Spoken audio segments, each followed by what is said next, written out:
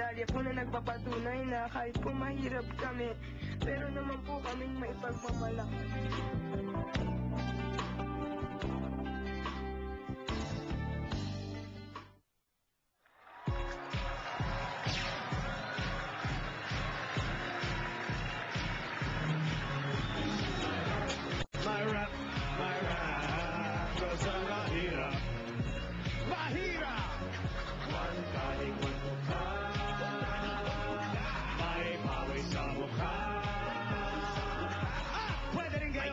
Swerte ngayon dito sa Stop May Hirap. Kagaya ng dapat sa ating kahapon, di ba? Check! Check! Pwede rin inyong makamit ang nais nyo dahil may nakikinig sa inyo. Check!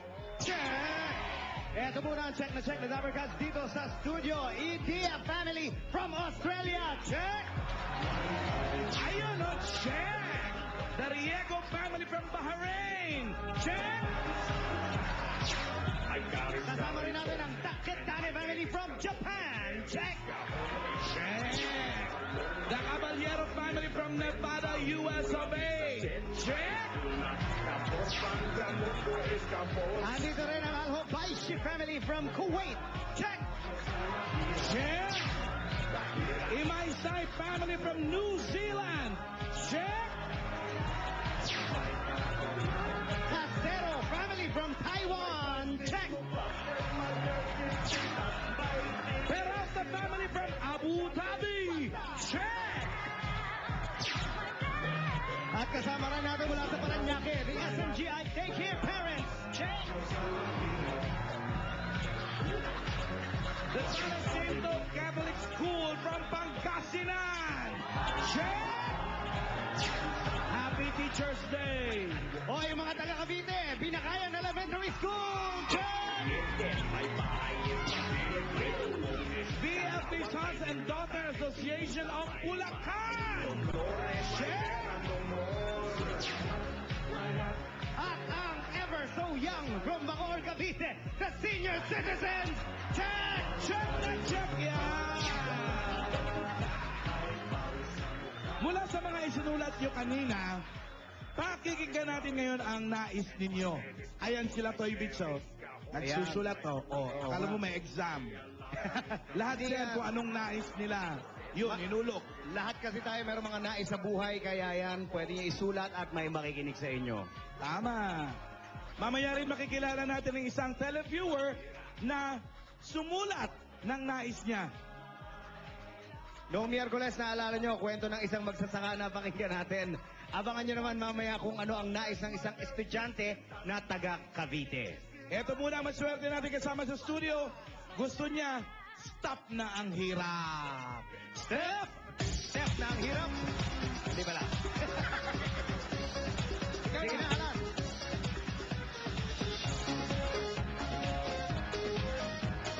Thank you, Step.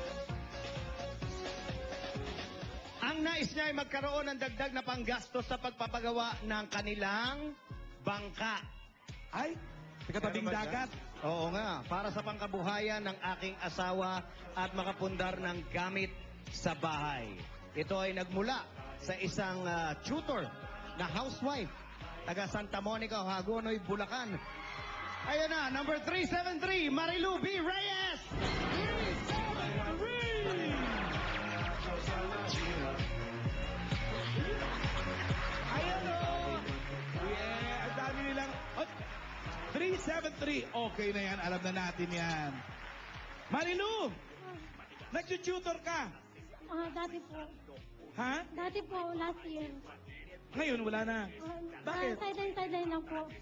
Kasi nakunan po kasi ako nung last year. Tapos, nagkasakit po ako kaya huminto po ako sa pag-tutor.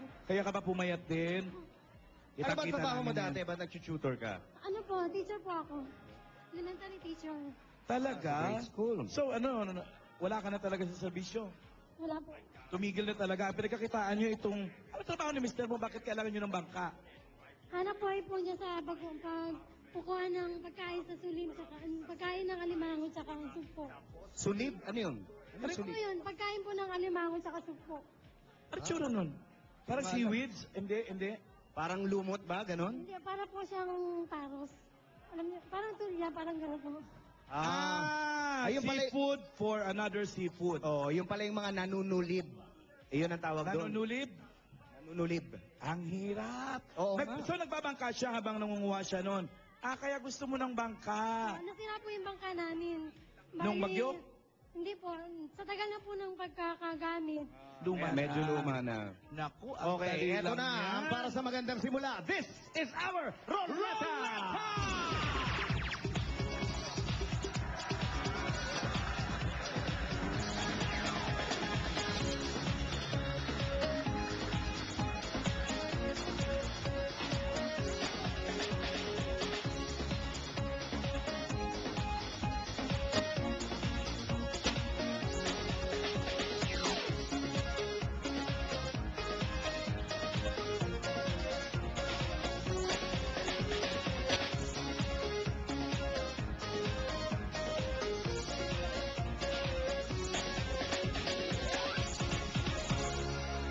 Check din ng Ibibades.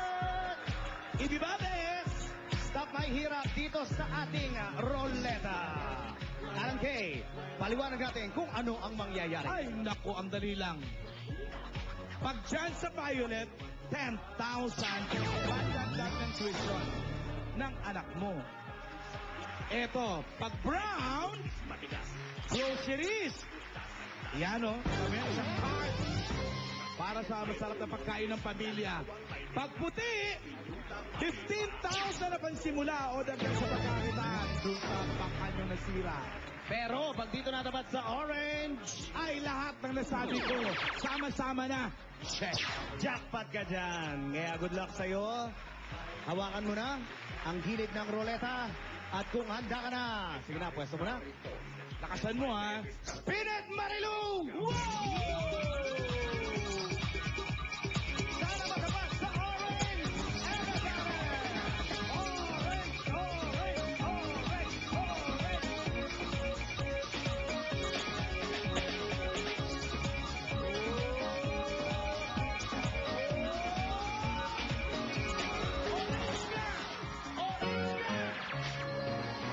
Napakagaling mo naman, Marilu!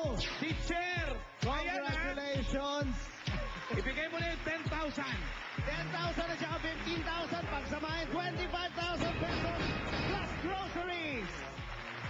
Kaya mo bang iuwi ito, Marilu? Sino ba kasama mo? Andiyan ang mister mo?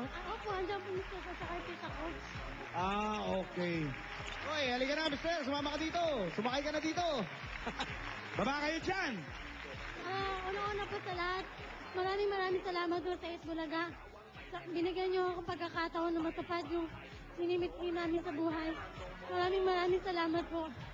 Saka po, pwede po Mapapagawa na. bumati.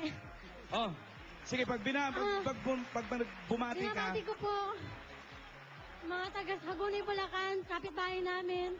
Hello sa inyo. yaman din lang at bumati ka. Taga San Jose, yung bayanan ko. Hello. Akin na lang to. Okay, sige. Maraming salamat. Congratulations sa iyo, Marilu. Pagpatuloy mo ang iyong Okay ka na! sipag at tiyaga.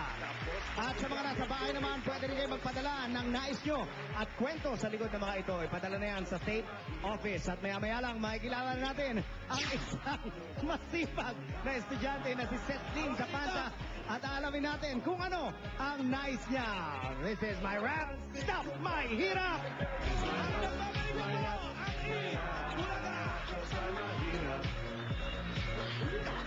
Handa ako live tonight. It's Circo Tomas Monaco.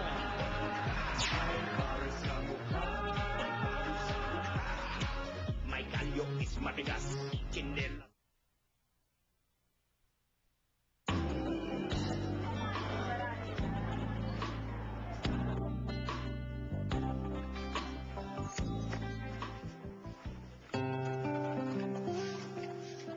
Ako po si Celine Zapanta at nais ko pong magkaroon ng bagong sapatos dahil masikip na po ang gamit kong sapatos. Araw-araw ay naglalakad si Celine sa kahabaan ng kalsada sa Cavite City. Suot ang sapatos na gusto nang sumurrender sa tagal ng serbisyo. 3 taon ko na rin po ginagamit yung sapatos ko at medyo masikip na po sa akin. Second honor si Celine sa second year high school. Ang kanyang pamilya ang inspirasyon niya sa pag-aaral. Naaawa po kasi ako ng mga magulang ko. Kapag nahihirapan po kasi nahihirapan din po, mahirap din po sa loob ko. Kulang ang kinikita ng mga magulang. Kaya't gumagawa ng paraan si Ceslin para kahit papano ay makatulong sa gastusin sa bahay at sa eskwela. Doon po sa Manukan, nagpapaktura po ako. Sinusulat ko po yung timbang ng mga manok na i-deliver po dito po sa palengke. Kahit pagod po siya, minsan pag ginagawa pa rin po niya lahat yung mga assignments. Makikita sa kanilang bahay ang mga medalya ni Ceslin simula grade 1 hanggang high school. Yan na lang po yung maipapagmalaki po namin, yung mga medalya po na nagpapatunay na kahit po mahirap kami, meron naman po kaming maipagmamalaki. Sa kabila ng hirap ay pursigido si Ceslin at para sa kanya ay walang kasing halaga ang edukasyon. Kapag patuloy ko lang po yung pagsisipag ko dahil alam ko po na may mararating po ako.